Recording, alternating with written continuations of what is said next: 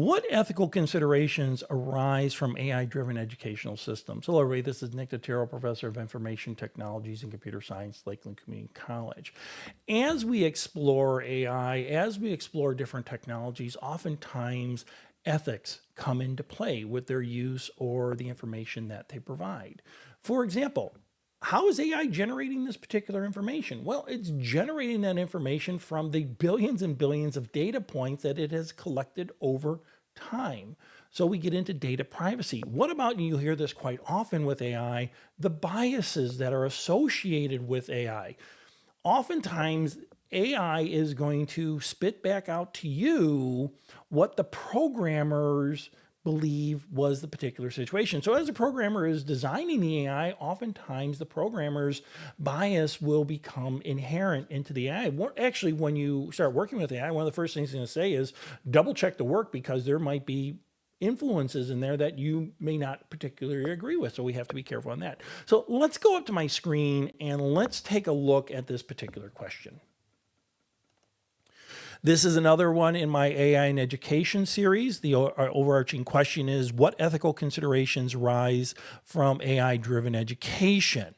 Consider the potential risks. And when we deal with ethics, we're often dealing with potential risks. What is the data privacy? Those billions of data points.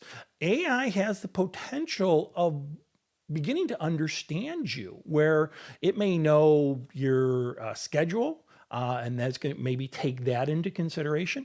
It may know your personality, maybe not your personality, but given traits associated with your personality that come into play. Maybe the AI will tailor particular answers directed towards you. Biases, yeah.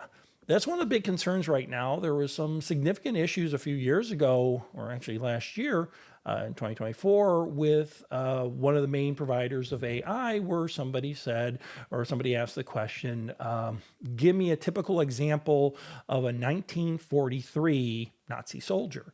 And we saw biases kind of creep in there, where they had not Nazi soldiers in there. They had a wide range of characteristics that would not be associated. So it was actually changing history. The bias that the person who wrote the algorithm basically forced AI to change history. Look it up. Just do the Google research on that. Algorithm transparency. If the faculty member is using AI a great deal, how do you know what was the faculty and what was the AI? Where is the transparency? For example, I will tell you point blank. These particular discussions were AI driven. I asked AI for a discussion topic. Now, you might say, Nick, that doesn't sound correct. Well, let me ask a question. How many faculty members write their own textbook? There's some, but not a lot. So we'll often rely upon textbooks. What about test banks provided by the publisher? A lot of faculty members will rely upon test banks.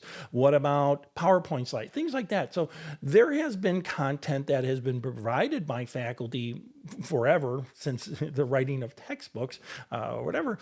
So why can't we generate some questions, as long as there is a human component that's associated? This is my opinion. As long as there is a human component associated with it, I'm reading these questions, I'm looking at the students' answers, I'm interacting with the students, so I'm adding a human element to it. So the generation of the AI question, yeah, I asked AI to ask or create a question, discussion topic, and here it is. So there needs to be some transparency that's associated with it. What about some other ethical questions? What happens when the day comes, potentially the day comes, where and this is part of another video, let's say the faculty member gets replaced, right?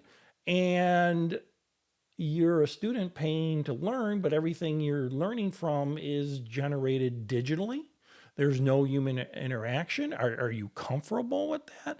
I personally, I'm not comfortable with that, not just because I'm a faculty member, but I'm not comfortable with all my dialogue being electronically created. So explore this particular question. In all my discussions, if you are a student in one of my courses and you're reading the discussion, you have to post to the Blackboard discussion board. You have to. You have your initial post. Again, you will notice that before you do your initial post, you're not going to see anything. You will only start seeing things, other discussions, after your initial post.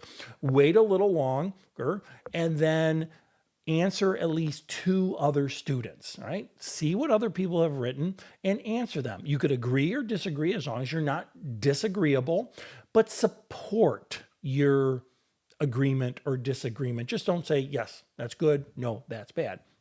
Provide that. Provide a web link with your initial post so other people can learn from you.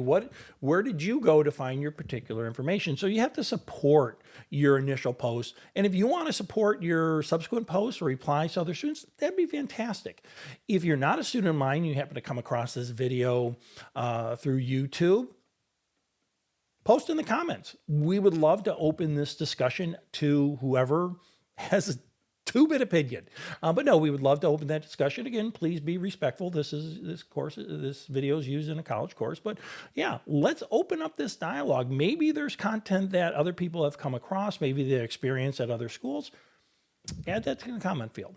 So with that being said, let's go and learn something.